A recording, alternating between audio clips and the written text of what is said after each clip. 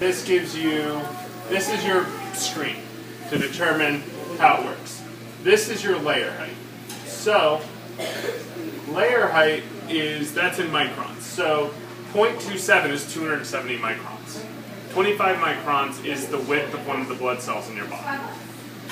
So, you can actually, we had somebody who very, very proud of it, did a 12 micron layer height.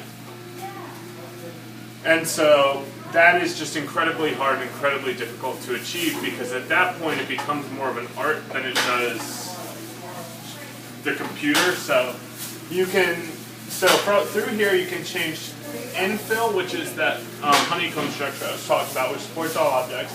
The number of shells, which is the number of layers surrounding. You never really want to go below 2, because at that point you're going to end up with such a thin wall, you're going to break it. See straight through it, and then you see the honeycomb, and that's useless. So, then, what you can also do, you can change the temperature of the extruder. The platform, it's not a heated platform, so that doesn't really matter. But the speed, you can change down to 10, which is, when you go to a really fine resolution print, you have to decrease the speed and increase the temperature by a lot. You have to increase the viscosity of the solution while decreasing the travel speed so that you can get that really fine resolution. So now, when you increase the resolution, does it figure out and put in those numbers for you, or the? Yes. After you do that, what it does is it breaks down the object by the number of layers that it will have. And keep in mind, these layers are incredibly, incredibly thin. And so, once it breaks it down, it builds up, based upon the Cartesian coordinate system, X, Y, and Z axes.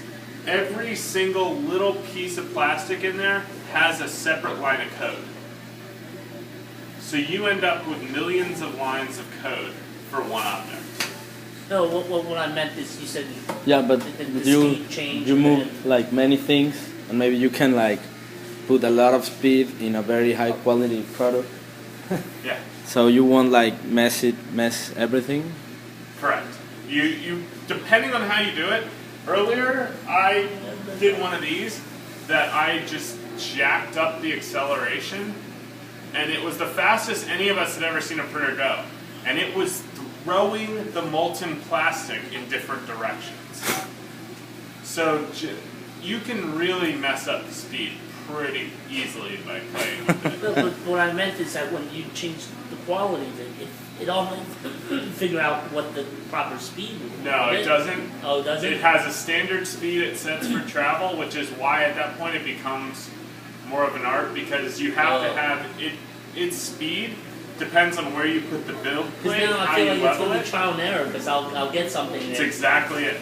And we want it to be that way because then you, after a couple of prints, will be so good at leveling it. So good. And creating I'm so pissed. I'm going to throw the thing out the window. I'm like, I can't deal with this. Well, we recommend doing a lot of low quality prints before you do anything higher quality. So and that's what the Thingiverse is for.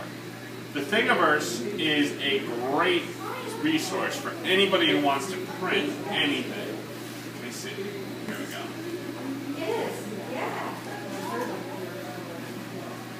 It's great for selling plastic, because you have to try a lot of times. You have to screw everything again. Well, no, this is the Thingiverse here.